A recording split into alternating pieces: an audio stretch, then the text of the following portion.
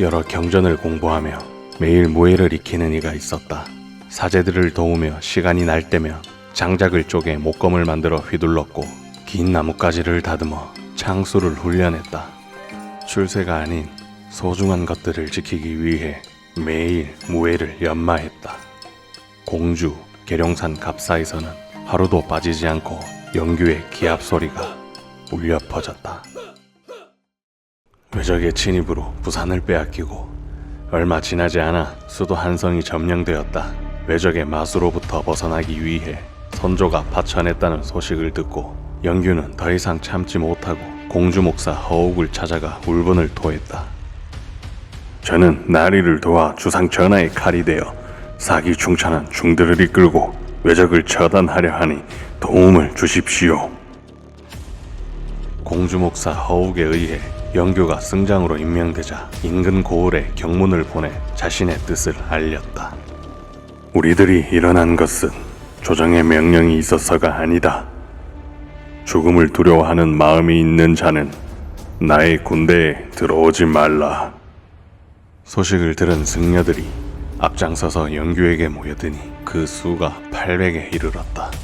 인근 고을인 청주는 충청 방어사 이옥이 지키고 있었지만 구로다 나가마사의 대군이 다가오자 겁을 먹고 도망쳐 청주는 그대로 함락되었다.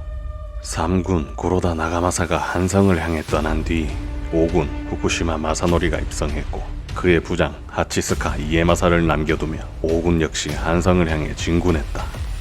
영규는 옥천에서 병력을 모아 의병을 일으킨 조헌과 함께 연기군에 머물던 이옥의 부대에 합류하여 청주 탈환을 계획했다. 조헌은 영규에게 은밀히 말하였다. 이미 도망쳤던 자들을 믿을 순 없어.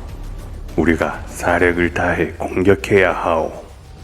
걱정 마시지요. 우리 중들은 죽음을 불사합니다. 그거 참 반가운 말이오. 우리 죽어서 만나십시다. 8월 초하룻날 영규의 승병과 조헌의 의병, 공주 목사 허욱의 관군은 청주의 서문과 남문을 공격했고 성벽에서 날아오는 총탄과 화살은 그들을 막아서지 못했다. 사다리를 타고 성벽에 올라 외적들의 목을 베고 수십 명을 성벽 아래로 날려버렸다. 총탄이 몸을 꿰뚫어도 눈빛은 더 날카롭게 빛났고 그 시선에 마주치는 적들을 가차없이 도륙했다. 마치 수라가 현신한 듯 난전 속에서 거침없이 휘두르는 칼날에 적의 비명소리가 성내를 가득 메웠다. 갑자기 쏟아진 폭우에 달아오른 전장의 열기가 수그러들자 어쩔 수 없이 물러나 다음 날을 기약했다. 동이 트기 전 승병과 의병들은 또다시 성벽으로 뛰어올랐지만 간밤에 수라를 마주했던 하치스카 이에마사의 부대는 군량미조차 그대로 둔 채 청주를 포기하고 달아났다. 충청 방어사 이옥은 이번 전투에서도 머뭇거리며 물러나 웅크리고 상황만 지켜보다가 영규와 조헌이 성을 탈환했다는 소리를 듣고 그제서야 의기양양하게 입성하며 말했다. 놈들은 반드시 돌아올 것이니 성벽을 부수고 모든 식량을 불태워 적이 가질 수 없게 하라. 승리했음에도 불구하고 되레 겁을 먹은 이옥의 어이없는 명령에 모두가 할 말을 잃었다. 그리고 이옥은 청주 탈환의 성과를 자신의 공적으로 삼아 조정의 장계를 올렸다. 죽음의 문턱을 넘어 살아남은 의병들은 굶어야 했고 청주의 백성들 역시 망연자실하여 이옥의 살점을 뜯어먹을 듯이 분노하였다.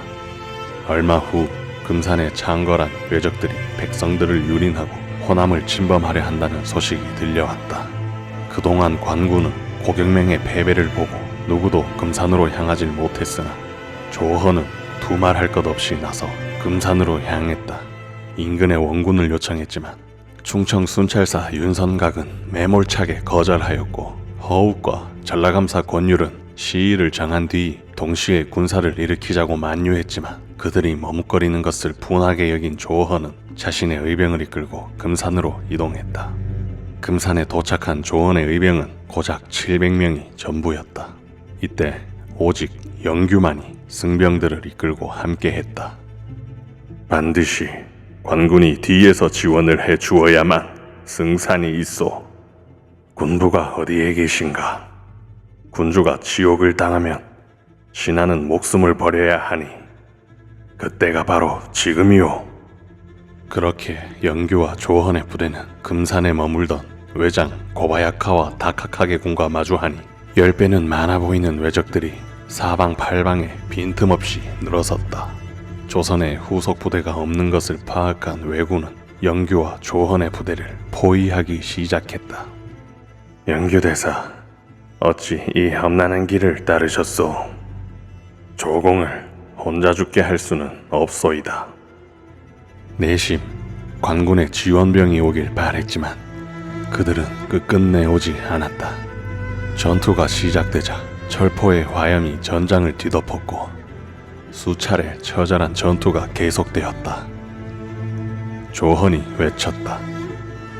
오늘은 한 번의 죽음이 있을 뿐이니 하나에 의해 부끄러움이 없도록 하라. 의병들은 사기가 불타올라 적의 공격을 3차례 막아내며 분전했다. 밤이 깊어지자 이젠 남아있는 화살이 없었다.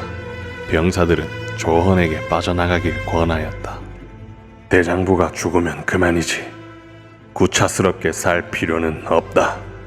한 사람도 떠나는 이 없이 모두 조헌의 곁에서 용맹히 싸웠다. 새벽이 되자 불꽃처럼 타올랐던 조헌의 부대는 싸늘히 식어갔고 조헌은 장렬히 전사하였다. 승려들은 영규만큼은 피신하도록 수차례 권했지만 영규는 단호히 거절했다. 나에겐 죽음만이 있을 뿐이다. 어찌 살 수 있겠는가?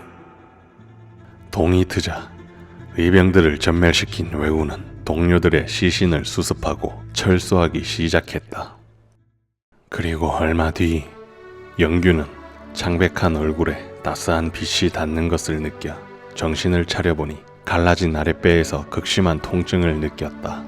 한 손으로 피와 장기가 넘쳐 흐르는 것을 막고 다른 한 손으로는 병기를 잡고 일어나 금산에서 사라져간 이들의 공을 알리고 다시 재기하여 외적에 대항하기 위해 공주를 향해 60리를 되돌아갔다. 초포천을 건너는 중 더 이상 몸을 가눌 수 없게 되자 영규는 사력을 다해 강을 건넌 뒤 그 자리에서 하늘을 보며 눈을 감았다.